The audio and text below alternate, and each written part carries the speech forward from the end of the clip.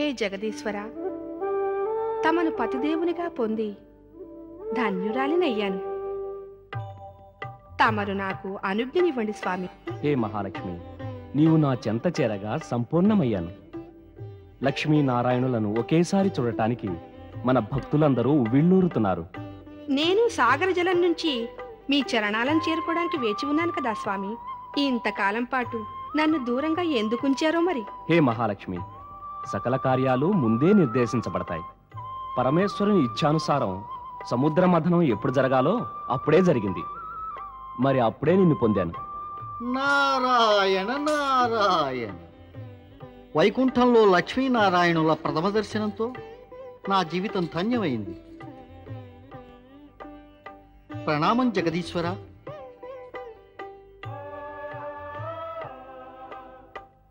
ఇతను సృష్టికర్త బ్రహ్మదేవుని మానసపుత్రుడు నారదుడు మహాదేవి.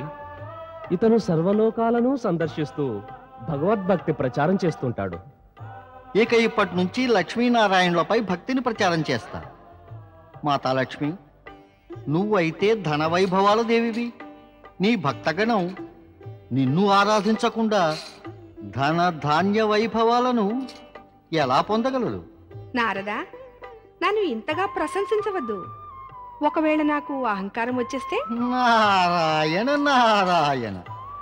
భగవంతుడైన శ్రీహరి చరణాల చెంత విరాజిల్లుతూ ఉంటే వారికి అహంకారం మచ్చుకైనా ఉండదమ్మా. మహాదేవి, ఎంత చతురుడో చూసావా మన భక్తుడు దేవర్షి. నీకు అహంకారం రాకుండా ఇప్పటి నుంచే ఇతను అడ్డుకట్ట వేశాడు. అలా అని నన్ను సిగ్గుపడేలా చెయ్యకండి ప్రభు. నేను శ్రీ మహాలక్ష్మికి చరణధూళితో సమానం. ధన్యుడవు నారదా. ఇప్పుడు చెప్పు, నువ్విక్కడికి రావటానికి కారణం ఏమిటో? ప్రభు, నన్ను మీరు కారణం అడిగి లజ్జితుణ్ణి చేయకండి. మాతాలక్ష్మి, సముద్ర మదనం తర్వాత ప్రథమంగా వైకుంఠానికి వచ్చావు. తమ ఇద్దరి దర్శనం ఒకేసారి చేసుకుందామనే వచ్చా.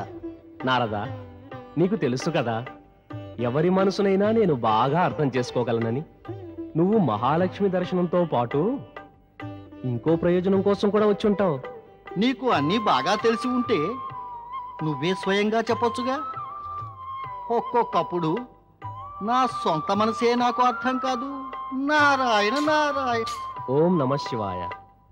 పరమేశ్వరుడు సముద్ర మథనం ద్వారా వెలువడిన విషయాన్ని సేవించి సృష్టి వినాశనం నుంచి రక్షించాడు. ఇందుకే వారికి ధన్యవాదాలు తెలుపుకోవాలి. ఏం దేవర్షి? మీరు సత్యం పలికారు.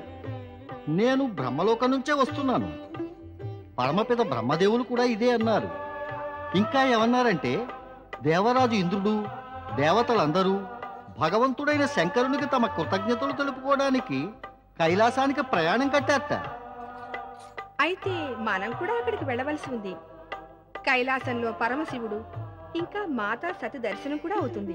ఇది కూడా మంచి ఆలోచనే దేవి. నా రాకకి ఉద్దేశం ఏమిటో నీకు అర్థమైపోయింది ప్రభు. నారాయణ నారాయణ. నిజానికి నేను మీ ఇద్దరిని కైలాసానికి తీసుకెళ్లడానికే వచ్చాను. పరమపిత బ్రహ్మదేవుల ఆజ్ఞ కదా. నువ్వు నిజంగానే చతురుడివి నారదా. ప్రభువుకి నీ గురించి బాగానే తెలుసునే. అయితే పద కైలాసానికి. ఓం నమ శివాయ. ఓం నమ శివాయ. ఓం నమ శివాయ. ఓం నమ శివాయ. ఓం నమ శివాయ. ఓం నమ శివాయ. ఓం నమ శివాయ. ఓం నమ శివాయ. ఓం నమ శివాయ. ఓం నమ శివాయ. ఓం నమ శివాయ. ఓం నమ శివాయ.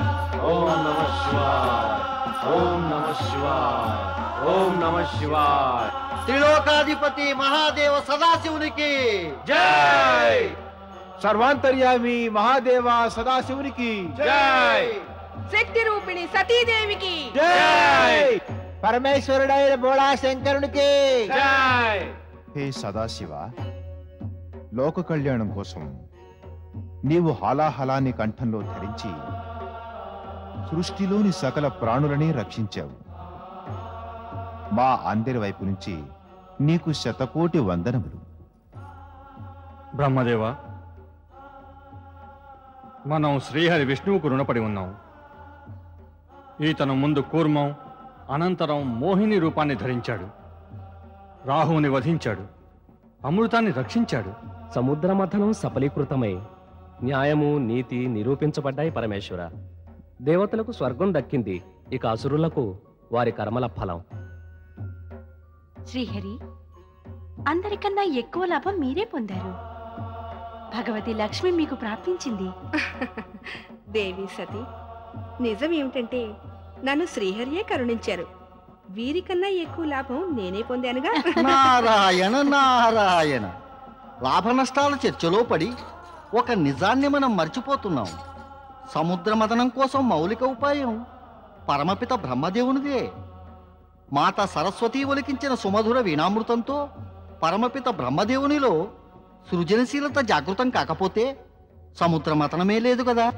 చాలు నారదా, చాలు. నీ తెలివితేటలు పక్కన పెట్టు. ఓసారి ఆలోచించు. బ్రహ్మదేవుని ప్రేరణ, ఆ శ్రీహరి సహకారము లభించినప్పటికీ కూడా హలాహలం విషయంలో సముచిత ఉపాయం తట్టకుండా ఉంటే ఈ సాగర మథనం ప్రయోజనం, ఉద్దేశ్యం, ఇంకా సముద్రం నుంచి పొందిన ఎన్నో రతనాల గతి ఏమై ఉండేది? మాతా సరస్వతి, శివుని అమూల్య బాధ్యతలు నిర్వివాదమైనవి. అంతంలో విషమ పరిస్థితులన్నింటికీ కూడా బోళాశంకరుడే సారథ్యం వహించాడు. దేవేంద్ర, నన్ను స్తుతించే మాట అలా ఉంచి సముద్రమథన వ్యూహం నుంచి, దాని సంపూర్ణ ప్రక్రియ నుంచి సందేశాన్ని గ్రహిస్తే సత్ఫలితాన్ని ఇచ్చిన ఈ సత్కార్యం సార్థకమవుతుంది. అంటే సద్గుణంతో సత్ఫలితం, తమోగుణంతో దుష్ఫలితం. అసురులు శక్తి, సౌలభ్యం, సాధన సంపన్నులైన పరాజయం పొందారు. దేవతలు విజయం సాధించారు. భవిష్యత్తులో చైతన్యంతో జాగ్రత్తగా ఉండవలసిన అవసరం ఉంది దేవేంద్ర. స్వామి, తమ అంతిమ వాక్యాలు విన్నాక ఎలా అనిపిస్తోందంటే అందరికీ వీడుకోలు చెప్తున్నట్టుగా ఉంది. కానీ నేను ఈ భగవతి లక్ష్మిని తనివి తీరా చూడనూ లేదు, దేవి సరస్వతితో చర్చించనూ లేదు. నారాయణ నారాయణ, చర్చన? ఎప్పుడైతే ఇద్దరు స్త్రీలు చర్చించుకుంటారో అప్పుడు ధరణి కంపించిపోతుంది. ఇక్కడైతే మరి ముగ్గురు చర్చించుకుంటూ ఉంటే నారాయణ నారాయణ. నారదా, మాత, నీ వాగ్బాణాలిక కట్టిపెట్టు. మాత, ఒకవేళ నేను నా నోటిని అదుపు చేసుకుంటే శ్రీహరిని ఎలా జపించగలను? నారాయణ నారాయణ. దేవర్షి, ఇప్పుడు కేవలం నారాయణ జపం చేస్తే సరిపోదు, ఇప్పుడు నారాయణి జపం కూడా చేయాలి. నారాయణి అయితే నారాయణునిలో అంతర్లీనమయ్యే ఉంది. ఏం మాతా లక్ష్మి, నిజమే కదూ?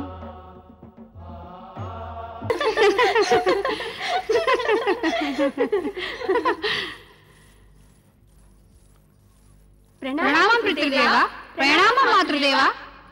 ఆయుష్మాన్ భవ. ఎక్కడి నుంచి వస్తున్నారమ్మా? చంద్రుణ్ణి పూజించి వస్తున్నాం.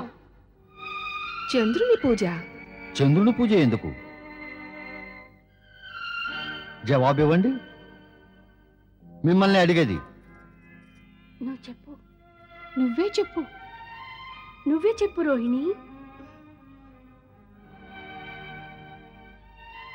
ఏ విధంగానైతే సోదరి సతి తనకు ఇష్టమైన వరుణ్ణి తపస్సుతో పొందిందో ఆ విధంగానే మేము కూడా మా పూజ, అర్చన, ఆరాధనలతో చంద్రుని హృదయాన్ని గెలిచి అతన్ని భర్తగా పొందదలుచుకున్నాం. చూసావా మహారాణి, చూసావా? మన సతికి అలసిచ్చిన దానికి పరిణామం. అందరికందరూ సతి మార్గంలోనే నడుద్దామని ప్రయత్నిస్తున్నారు. స్వామి, మన పుత్రికల వివాహం మనం ఎలాగో చేయాలి. చంద్రుడు అతి సుందరుడు, తేజస్వి, దివ్య పురుషుడు.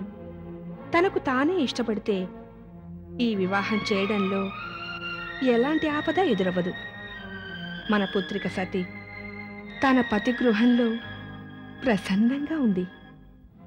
వీరి మనోవాంఛ కూడా ఫలిస్తే వీరి సౌఖ్యం గురించి ఎలాంటి సందేహం ఉండదు. కానీ పుత్రికలందరి వివాహం ఒకే వరునితో నిర్ణయించడం నాకేదో అనుచితంగా ఉంది. నువ్వు ఒకే కన్య గురించి చెబితే నేను చంద్రుని మాతాపితలైన అత్రి అనసూయలతో ఈ క్షణమే వివాహ ప్రస్తావనకు సిద్ధంగా ఉన్నా. నాన్నగారు చెప్పింది సముచితమేనమ్మా. మీలో ఒక్కరు మాత్రమే చంద్రుణ్ణి వివాహమాడగలరు.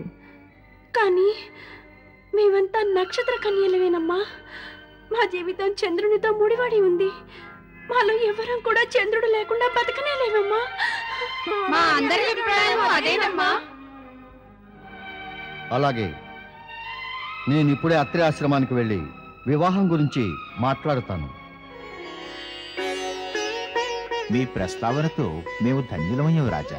ప్రతిభాశాలైన దక్ష ప్రజాపతి 27 పుత్రికలు మా కోడలుగా వచ్చి ఈ ఆశ్రమాన్ని శోభాయమానం చేస్తారు. దీంతో మా ఆనందము గౌరవము ఇనుమడిస్తాయి. తమరే మా గౌరవాన్ని పెంచారు దేవరిషి. దేవి అనసూయ, మా పుత్రికలకు చంద్రుని వంటి తేజస్వి భర్త, తమ వంటి సాత్వికులైన తమాములు లభిస్తే ఇది వారు చేసుకున్న పుణ్యఫలం. మాకు అనుజ్ఞ ఇవ్వండి. వివాహ శుభముహూర్తం నిశ్చయించగానే తమకు తెలియపరుస్తారు. మీ ఇచ్చానుసారమే కానివ్వండి. ప్రణామం ఋషివర్య. ప్రణామం దేవి అనసూయ.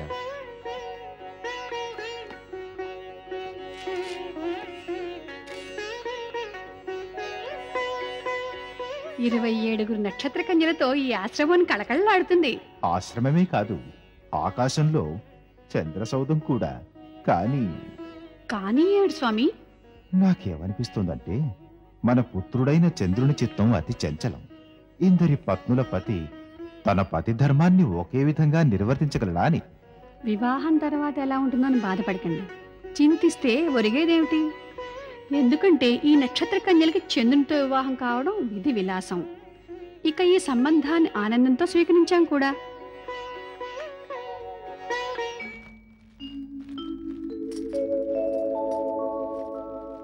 रूपोद्यान प्रफुल्ल प्राय कलिका राकेन्दु निम्बानना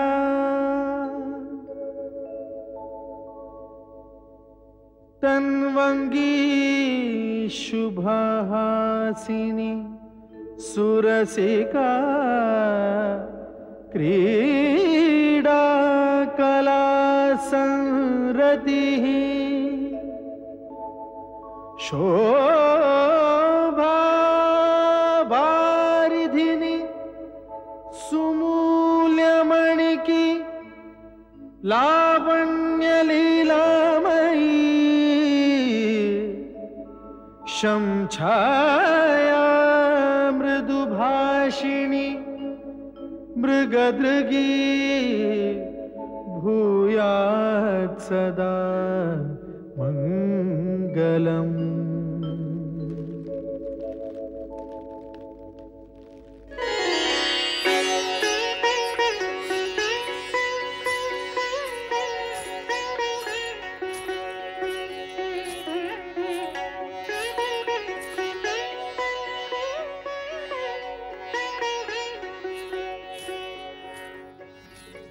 స్వామి రోహిణితో కక్షలోనికి వెళ్ళారు. మనతో మాట్లాడలేదే. మనం మాట్లాడడానికి కూడా యోగ్యులం కాదా? మనకి ఆదేశం ఇవ్వకుండానే వెళ్ళిపోయారు.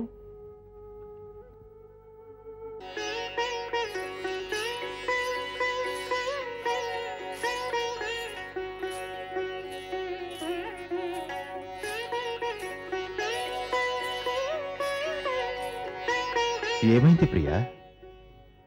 ఈ సంగమ సమయంలో ఈ చంద్రుడు రోహిణిని తన తలపై అలంకరించాలనుకుంటూ ఉంటే రోహిణి తడబడుతున్నట్టుగా ఉంది.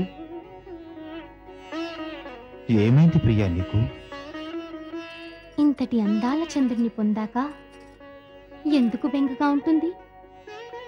కానీ మీ ప్రేమను చూస్తుంటే నా మదిలో ఎలాంటి భావం వస్తుందంటే నా సోదరిమణుల ప్రేమ భాగాన్ని దోచుకుంటున్నానేమోనని. ప్రియా, పత్ని కావటం ఒక ధర్మం, ప్రేమికురాలు ఒక భావం.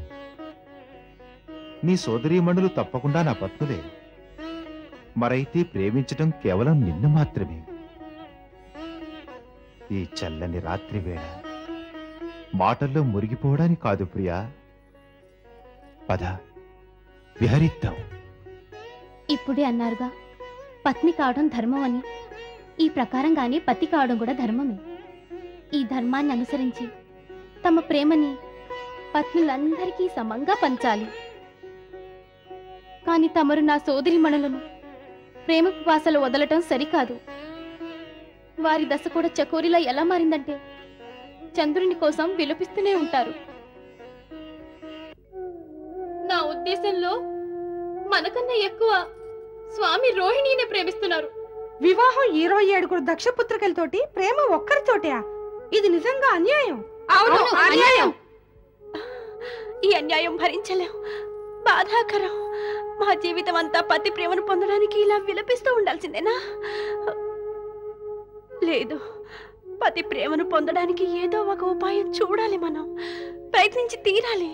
మన స్వామికి ప్రేమ పాత్రులం కావాలి. ప్రేమ పాత్రులం తప్పక కావాలి.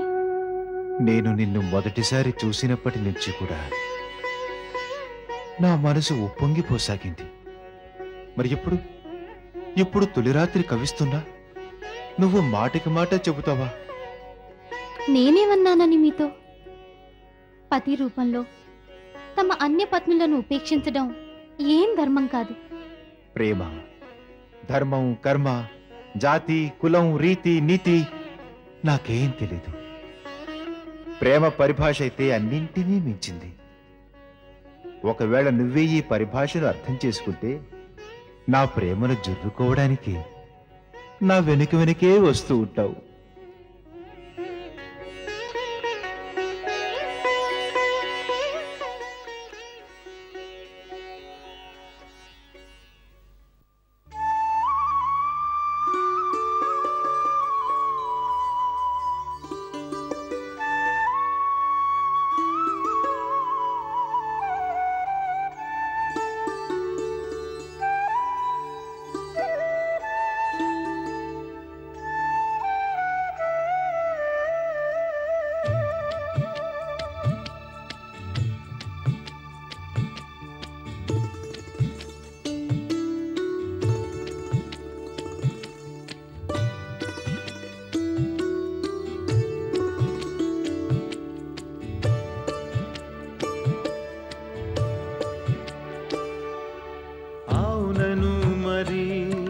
భలే సమయమిది స్వప్నాల్ని సాకారం చేద్దాం.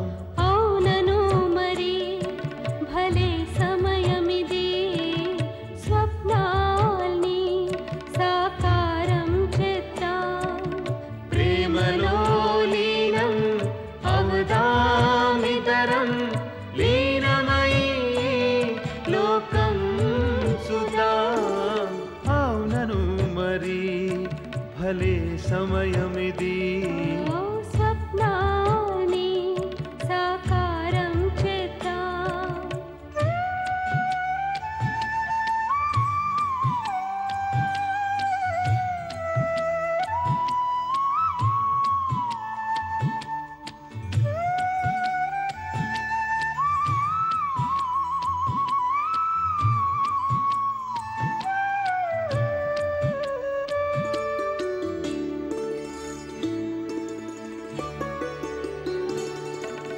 సృష్టికి ఒక ఆశనిచ్చి ప్రేమకు పరిభాషనిచ్చి సృష్టికి ఒక ఆశనిచ్చి ప్రేమకు పరిభాషనిచ్చి ప్రేమను మనం విస్తారిద్దాం. అణువణువుకి ఉపకారం చేద్దాం. అవునను మరి భలే సమయమిది ఆ స్వప్నాల్ని సాకారం చేద్దాం.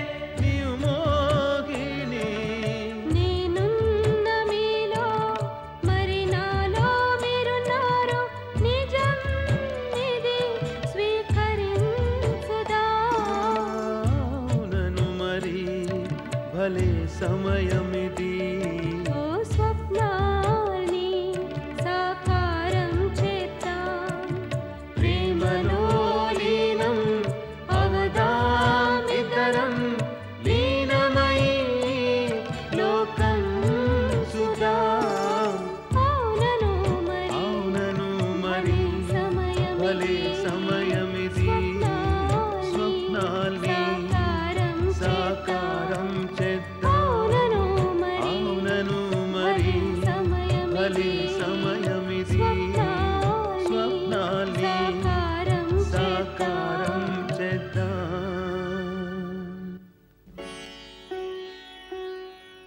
స్వామి, అనర్థం జరిగింది.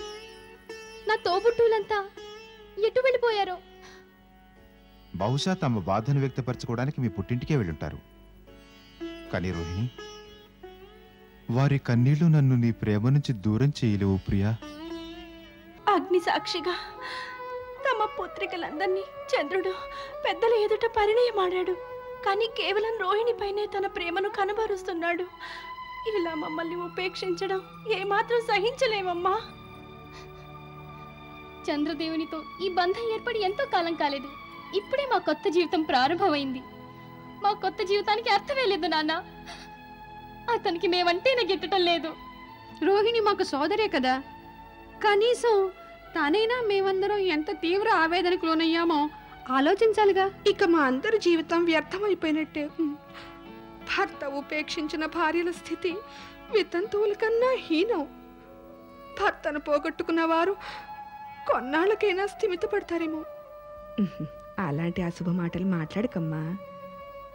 మీ నాన్నగారు ఈ పరిస్థితిని కుదుటపరచడానికి తప్పక ప్రయత్నిస్తారమ్మా. మీ అమ్మ నిజమే చెబుతోందమ్మా. చంద్రునిపై ఒక్క రోహిణికే అధికారం కాదు. చంద్రుని వద్దకెళ్ళి మీ అందరికీ భర్త ప్రేమను ప్రసాదించవలసిందిగా తప్పక అడుగుతాను.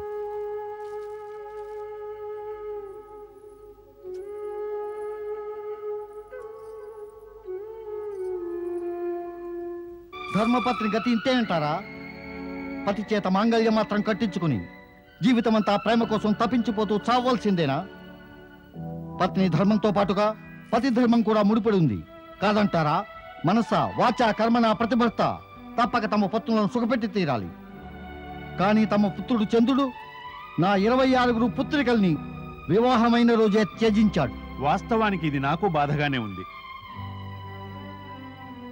ఆనాడు వీరు వివాహ ప్రస్తావన చేసినప్పుడు నీవు ఎంతగానో సంతోషించావు. నేనప్పుడే అన్నాను, చంచల స్వభావుడైన చంద్రుడు ఇంతమంది ధర్మపత్నులకు న్యాయం చేకూర్చలేడని.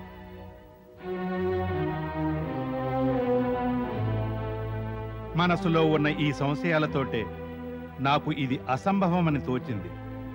కానీ తమ వినయపూర్వక అభ్యర్థన ఇంకా అనసూయ ఉబలాటము గమనించి మీరు చేసిన ఈ ప్రస్తావనని అంగీకరించాను. మా చంద్రుణ్ణి పిలుస్తాను. చంద్ర ఆగచ్చ ఆగచ్చ ఆగచ్చ ఆగచ్చ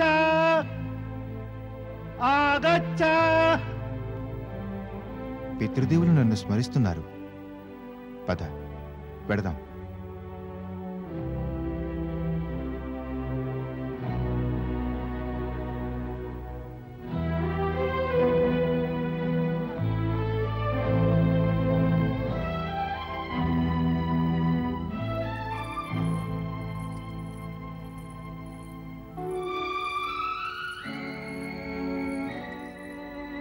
ప్రణామం పితృదేవ. రోహిణి, ఇది అత్యంత లజ్జాకరమైన విషయం. ఒకవైపు నీ తోబుట్టువులందరూ కూడా భర్త చేత ఉపేక్షింపబడితే, మరి నువ్వు సిగ్గు లేకుండా ఒక్కదానివే అతని ప్రేమలో మునిగిపోయావు. నాన్నగారు, నాకు బాధగానే ఉంది. కానీ అయితే విను రోహిణి, నీకు బాధగానే ఉందంటే నీ తోబుట్టువులకు న్యాయం జరిగే వరకు నీ భర్తతో ఉండడానికి నీకు ఏ అధికారము లేదు. తమరు వీరిని అడగండి. నా తోబుట్టులపైన కూడా సమాన భావంతో పతి ధర్మాన్ని పాటించమని కోరాను. కానీ వీరు సరే, అతని గురించి నాకు అనవసరం. కానీ నాతో దక్ష ప్రసాదానికి వస్తున్నావు. ఇప్పుడే ఈ క్షణమే. కానీ మరి నేనేది వినదలుచుకోలేదు రోహిణి. తండ్రికి కన్న బిడ్డలందరూ సమానమే అవుతారు. వారి సుఖ దుఃఖాలు సమానమే. అలాంటప్పుడు నేను ఎలా సహించగలను? ఒక పుత్రిక ప్రేమ మైకంలో మైమర్చిపోతుంటే తక్కిన వారు సుమంగుళ్ళైనా వితంతువుల్లా జీవించవలసిందేనా? లేదు.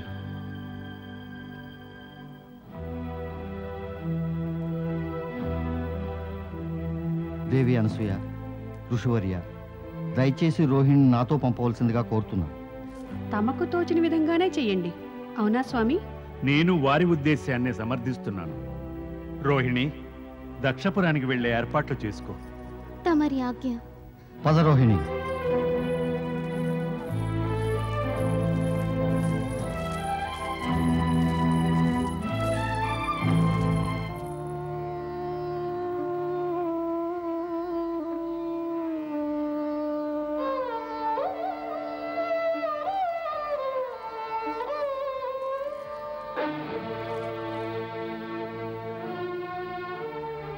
చంద్ర, నీకు రోహిణి పైన ఎనలేని ప్రేమ ఉంటే తనను మాత్రమే వివాహమాడుంటే బాగుండేది. కానీ ఇప్పుడు నీకు 27 భార్యలున్నారు. వారందరికీ సమానంగా ప్రేమను పంచవలసి ఉంది. ప్రేమ హృదయంలోనే పుడుతుంది. అయితే నా హృదయం పైన నాకే అధికారం లేదు. నేను రోహిణికి అంకితమయ్యాను. ఆమెను చూసినప్పటి నుంచి ఇప్పుడు నా హృదయంలోనూ కళ్ళల్లోనూ కేవలం రోహిణికే స్థానం ఉంది. రోహిణిని మరవటం నా చేతి కాదు. హే శివశంకర! నాన్నగారు అశ్వని, ఫల్గుని, ఉత్తర. రోహిణి, చంద్రుడు మీకు అన్యాయం చేశాడుగా, దానికి ప్రాయశ్చిత్తం ఇదిగో రోహిణి చేస్తుంది. రోహిణి, చంద్రుడి నుంచి దూరంగా తీసుకొచ్చాను. నాన్నగారు, మీరు బాధపడితే నేను బాధపడతాను. నేను అప్పుడు ఆసక్తురాలిని, ఇప్పుడు ఆసక్తురాలినే. రోహిణి, నేను బాధ పెట్టాలని కాదు, మాకు న్యాయం జరిగితే చాలు. చంద్రునితో రోహిణి ఉన్నంతకాలం మీకు న్యాయం లభించడం దుర్లభం. అందుకే తీసుకొచ్చేశాను. ఇది మీకు ఉచితం కాదు స్వామి. తమరి జామాత చంద్రుని దుఃఖపెట్టడం తమకు అధికారం లేదు. మహారాణి, నువ్వు నా అధికారాల గురించి సలహాలివ్వకు. నేను దక్ష ప్రజాపతిని. ప్రజల సంక్షేమాన్ని దృష్టిలో పెట్టుకోవడం అది మా కర్తవ్యం. అయితే మరి మా పుత్రికల సుఖాన్ని కాదనగలనా? అలా ఎప్పటికీ కాదు మహారాణి, ఎప్పటికీ కాదు. నువ్వు అతని దగ్గర తిరిగి వెళ్ళిపో రోహిణి. ఇది మాకు ఇష్టం లేదు. నీకు ఎంత బాధో అతనికి అంతే. లేదు, చంద్రుడు తన అన్యాయాన్ని ఒప్పుకుని మీ అందరికీ సమాన ప్రేమను అందివ్వడానికి అంగీకరించకపోతే రోహిణి వెళ్ళడానికి వీల్లేదు. తమకు తెలుసు కదా మన జామాత చంద్రుడికి ఎంతటి ఉద్రేకమో. కాస్త ఆలోచించండి. తమరిలా చేయడంతో అతని హృదయానికి ఎంత దెబ్బ తగిలింటుందో. నాపై ఇలాంటి మాటల ప్రభావం ఉండదు మహారాణి. అన్యాయం చేసే నేరానికి దండన లభించాల్సిందే. కానీ మహారాజా, ఈ విషయంలో శివుని సహాయాన్ని కోరితే? మహారాణి, ఉద్ధరించింది చాలు. ఎప్పుడో నిశ్చయించుకున్నాను శివుని నుంచి ఎలాంటి సహాయాన్నైనా కోరడానికి వెళ్ళకూడదని. అయితే తమ పరమపిత బ్రహ్మదేవుని దగ్గరికి వెళ్ళి సహాయాన్ని కోరండి. వారే శివుని దగ్గరికి వెళ్ళి తన మనవరాళ్లను ఈ దౌర్భాగ్యం నుంచి కాపాడగలరు.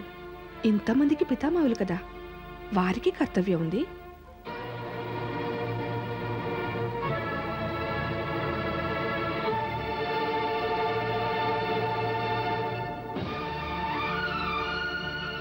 సరే మహారాణి, మీ అందరి తృప్తి కోసం వెంటనే వెళ్తాను.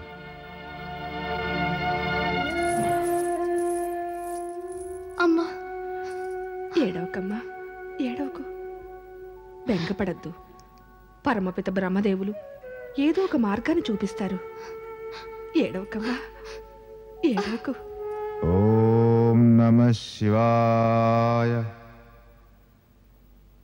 ఓం నమః శివాయ. పరమపిత, కళ్ళు తెరవండి. మీతో నేను మాట్లాడాలి. రా పుత్ర దక్ష, ఏం మాట్లాడాలి? నాకు ఆశ్చర్యంగా ఉంది పరమపిత. సృష్టికర్తలైండు కూడా తమరికే శివుని ఆరాధన చేయవలసిన అగత్యం ఏర్పడింది. ఇందులో ఆశ్చర్యం ఏముంది దక్ష? శివుడు మహాదేవుడు, దేవాది దేవుడు. అతన్ని ఆరాధించడం సృష్టిలోని ప్రతి జీవికి కర్తవ్యం. ఈ ఉపదేశం నాకు కాదు, ఇంకెవరికైనా చేయండి. నేను మీ శివుని స్వరూపాన్ని మహాబాగా గుర్తించగలను. నేను ఈ విషయంలో నీతో వాదించలేను. చెప్పు, నీ రాకకు కారణమేమిటి? నాకు అర్థం కావటం లేదు. శివునికి సన్నిహితులైన ప్రతి ఒక్కరూ నన్నెంతో బాధిస్తున్నారు, శాంతి లేకుండా చేస్తున్నారు. నాకు అర్థం కాలేదు. ఎవరి గురించి మాట్లాడుతున్నావు? మా జామాత అత్రి అనసూయల పుత్రుడు చంద్రుడు శివునికి అతి ప్రియుడుగా. ఏం చేశాడు చంద్రుడు? చంద్రుడు నా పుత్రికలకు అన్యాయం చేశాడు. పరంపిత దుఃఖపెట్టాడు. నేను ముందుగానే ఈ విషయం ఊహించాను. నీ నక్షత్ర కన్యలను చంద్రునికి ఇచ్చి వివాహం చేసే ముందు కనీసం నా సలహా అడగలేదు. నాకు తెలుసు, చంద్రుడు రోహిణిని ప్రేమించినట్టుగా ఇతరులను ప్రేమించలేదు. ఇదే విధి విలాసం. పరమపిత, విధి విలాసం ఇది కాదా? నా 27 కుమార్తెలను చంద్రుడికి పత్నులుగా చేశాను. అంతమంది నా కుమార్తెలను చంద్రుడికి అప్పగించాను. గతించిన కార్యాన్ని తలచుకుని విలపించడం నిష్ప్రయోజనం. నువ్వే చెప్పు, నీ ఉద్దేశం ఏమిటో? పరమపిత, నా ఉద్దేశంలో నా కుమార్తెలకు ఎలాగైనా సుఖాన్ని ప్రసాదించే మార్గం తెలపండి. తమకు ఆరాధ్యుడైన శివుని ద్వారా చంద్రుని ఒప్పించి తన పత్నులందరినీ సమానంగా ప్రేమించేలా చూడండి. అది నాకు సాధ్యం కాదు వత్స. ఎవరి మనోభావాలనైనా బలవంతంగా మార్చాలంటే నాకు ఇష్టం లేదు, ఆ శివునికి ఇష్టం లేదు. ఇప్పుడు నీ బాధ్యత నువ్వు నీ కుమార్తెలందరినీ చంద్రుని దగ్గరికి పంపించడమే. చంద్రుడు తన కర్తవ్యాన్ని తెలుసుకోగానే అన్ని వ్యవహారాలు చక్కబడతాయి. నేను దక్ష ప్రజాపతిని పరమపిత. ఒకసారి మెట్టి నుంచి తిరిగి వచ్చిన వారిని అక్కడికే తిరిగి మళ్ళీ పంపించడం, ఆ చంద్రుని దయాభిక్ష అడగడం నేను ఎప్పటికీ చేయలేను. చంద్రుడు నా ఆదేశాలకు తలంచాలి పరమపిత. అలా ప్రవర్తిస్తే అనర్థాన్ని ఆహ్వానిస్తున్నట్టే దక్ష. నీకు మళ్ళీ చెబుతున్నాను, నువ్వు చంద్రుని పైన బలవంతంగా నీ అధికారాన్ని ప్రదర్శించే కార్యాన్ని తలపెట్టకు. ఆ పరమేశ్వరుడు నీకు శుభం చేకూర్చుగాక. ఓం నమః శివాయ.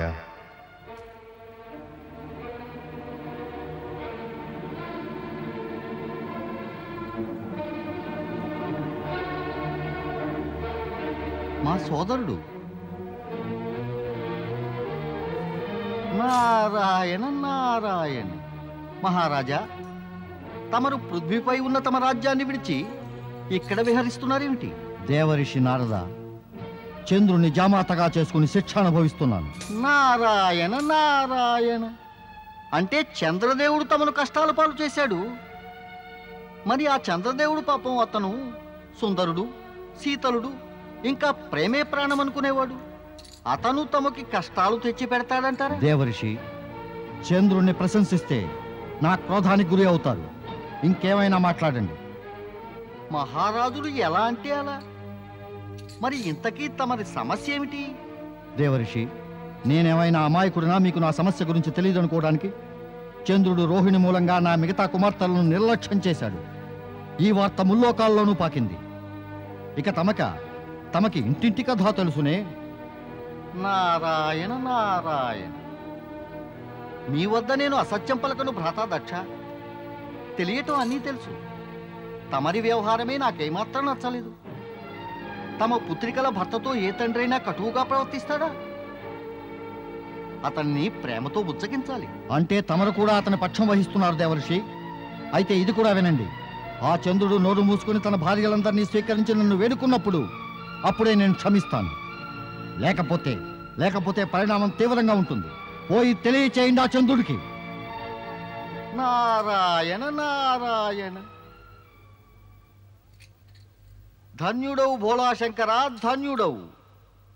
చంద్రుడు దక్ష ప్రజాపతుల బుద్ధిని భ్రష్టపరచటంలో జగత్ కళ్యాణ కారణమేదో తప్పక ఉండనే ఉండాలి.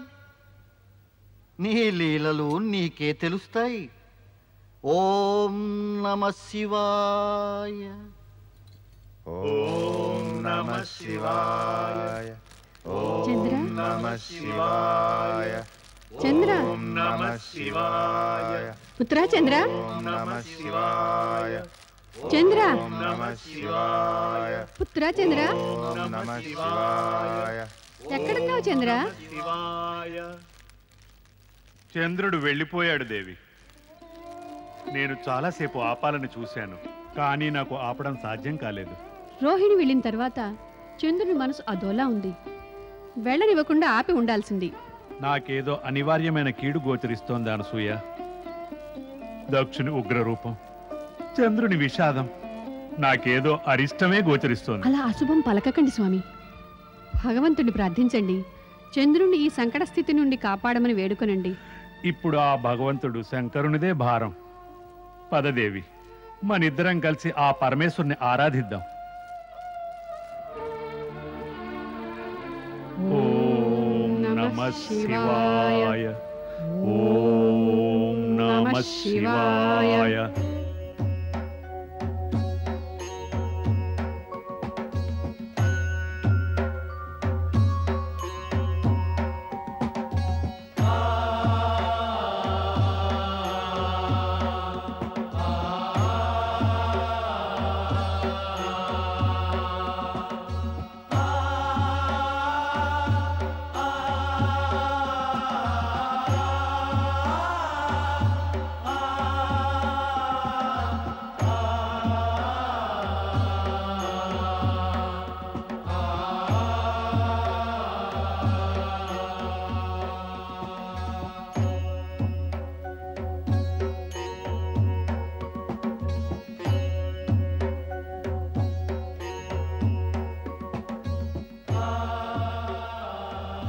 స్వామి, స్వామి, దయచేసి ఒకసారి కళ్ళు తెరవండి. నారాయణ నారాయణ.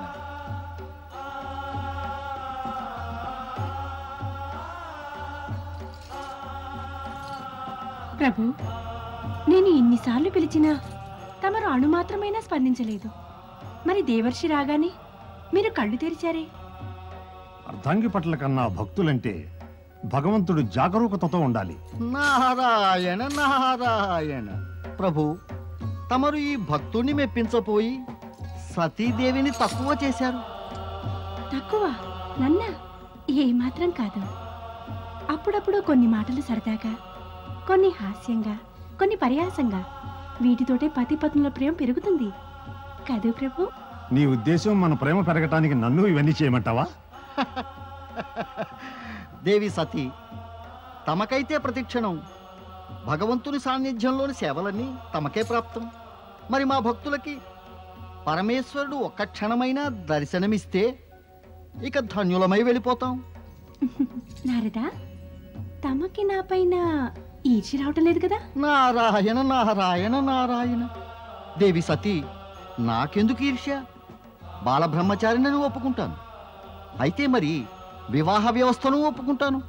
పతీపత్నులకి ఒకరినొకరు చేరువై ఉండే సుఖం అత్యవసరం కదా. అదే ప్రాప్తించలేదంటే దుఃఖదాయకమే కదా. తమరి మాటల్లో ఏదో ఆంతర్యం ఉంది దేవర్షి. వివరించండి తమరి మాటల్లోని తాత్పర్యం. అదే, తమ సోదరి రోహిణికి, ఆమె పతి చంద్రునికి ఒకరిపైన మరొకరికున్న అతి ప్రేమ, అనురాగాల సుఖం తమ మిగతా తోబుట్టువులకు దుఃఖానికి కారణమైంది. దేవి సతి, తమరి పితామహులు కూడా చింతాక్రాంతులై ఉన్నారు. హే పరమేశ్వర, సతీదేవి తోబుట్టువులను కష్టాల నుంచి దూరం చెయ్యి తండ్రి. ఏదో ఒక ఉపాయం చూడు. ఒకరికి దుఃఖం, ఒకరికి సుఖం. ఇది ఉచితం కాదు ప్రభు. ప్రభు, ఇంతకీ మాట్లాడవెందుకు? ఒక మాట చెప్పు. సుఖ దుఃఖమిళితమైన కథకి అంతిమ చరణం ఏమిటి? సుఖ దుఃఖాలు రెండు జీవితంలో స్త్రీకి ఎలా వర్తిస్తాయంటే తీపి చేదుల్లా అన్న మాట నారదా. ఏ కథ గురించి నువ్వు చర్చిస్తున్నావో దాన్ని కొద్దిగా ముందుకు సాగనివ్వు. ఆ తరువాత దాని అంతిమ చరణం కోసం ఎదురుచూడు. నా జీవితం ఇంకా నిరర్థకమేనా? నేను చంద్రుణ్ణి పొందలేనా? అతను నా మొరను ఆలకించడా? నేను ఈ దుస్థితిని ఎలా గడుపుతున్నానో నాకు అర్థం కావటం లేదు. నా జీవిత లక్ష్యం ఏమిటి? ఏమిటి నా జీవిత లక్ష్యం? నా జీవితం నిరర్థకమేనా? కాదు కాదు, నా జీవితం నిరర్థకం కాదు. నా జీవితాన్ని ఇలా నాశనం చేసుకోలేను. నేను ఇంట్లో ఇలా ఇలా ఉండిపోలేను. దీనికి సరైన మార్గం ఏమిటో ఆలోచించాలి ఆలోచించాలి ఆలోచించాల్సిందే. భగవంతుడా, నువ్వు ఈ జీవుల్ని ఎందుకు సృష్టించావు? మనుషుల్ని సృష్టించావు సరే, హృదయాన్ని ఎందుకిచ్చావు? ఎందుకిచ్చావు ప్రభు? ఈ హృదయంతోటే తల్లడెల్లిపోతున్నాను. మనువాడిన మనసుకు దూరమయ్యాను. నీ సృష్టిలోని ఆంతర్యం ఏమిటో నాకు ఏమాత్రం అర్థం కావటం లేదు ప్రభు.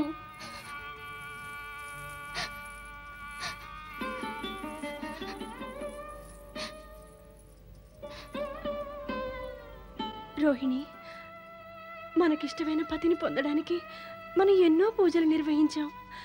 ఆ పతియే మమ్మల్ని త్యజించగానే మా హృదయం తట్టుకోలేకపోయింది. ఇది కూడా నిజమే. రెక్కలు విరిగిన పక్షుల్లా విలవిల్లాడిపోతూ మేము నాన్నగారికి చెప్పాం భయంగా. చంద్రుడు రోహిణి కారణంగా మమ్మల్ని ఉపేక్షిస్తున్నాడని, అది మాకు నచ్చటం లేదని. నీ తోబుట్టులు ఎలాగో త్యజించబడ్డారు. నీ సుఖం కూడా నాన్నగారు ఆవేశం వల్ల లేకుండా పోయింది. ఏది ఏవైనా అశ్విని, సరిగ్గానే అయింది. చిన్నప్పటి నుంచి మనం సుఖాన్ని పంచుకున్నట్టుగానే దుఃఖంలో కూడా సమాన భాగం ఉండాలి. నేను నిజమే చెప్తున్నాను. నేను పతి దగ్గర ఉన్నా కూడా ప్రతి క్షణం మీ గురించి ఆలోచించాను. మీకు తీరని అన్యాయం జరుగుతోందని. అశ్విని, మనం తోబుట్టువులమే. దానికి ముందు స్త్రీలమే కదా. ఒక స్త్రీ మరో స్త్రీ బాధను తెలుసుకోలేకపోతే ఎవరు తెలుసుకుంటారు? నన్ను విశ్వసించండి, నేను మీకు దూరం కాలేను. బాధపడకు రోహిణి. ఇప్పుడు ఇలానే మనసుని ఇంకా బాధ పెట్టుకోకు. ఏదైతేది ఆ భగవంతుడే ఉన్నాడు రోహిణి. ఇక విశ్రాంతి తీసుకో. అవును రోహిణి.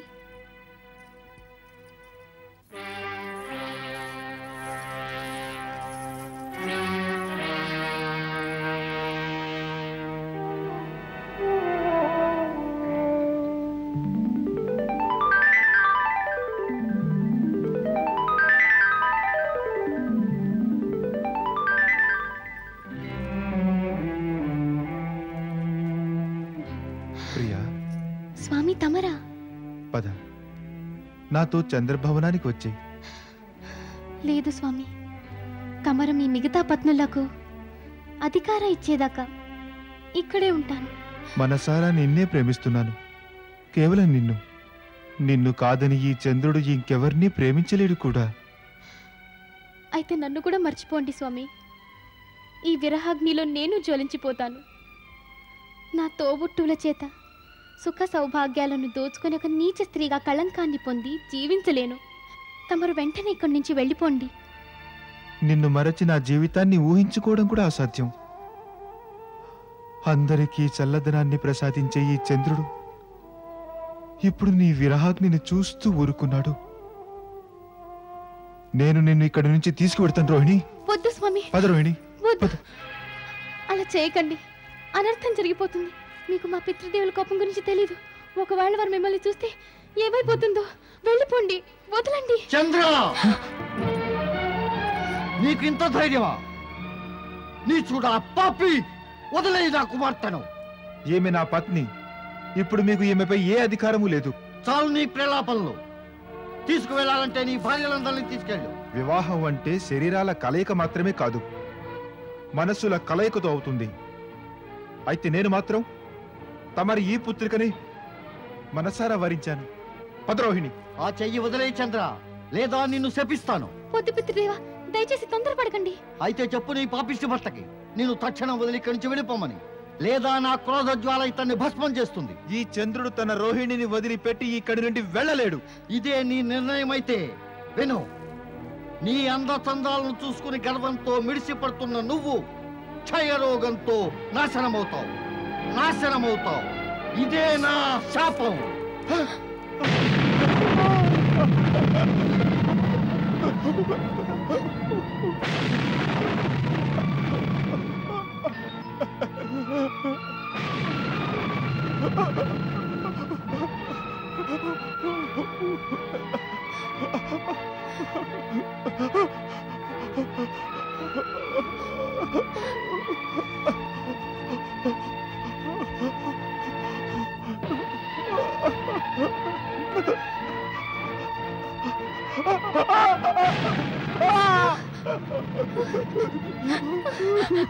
స్వామి